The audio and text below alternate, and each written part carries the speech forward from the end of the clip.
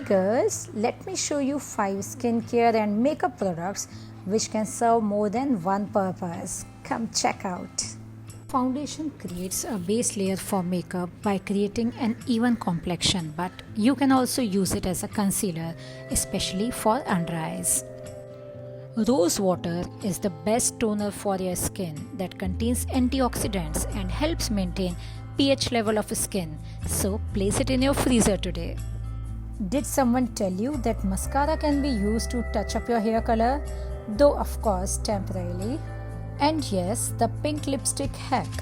Use your lipstick as a blush to add a flush of color to your cheeks. Another tip, your lipsticks can also develop as a creamy eyeshadow that blends smoothly.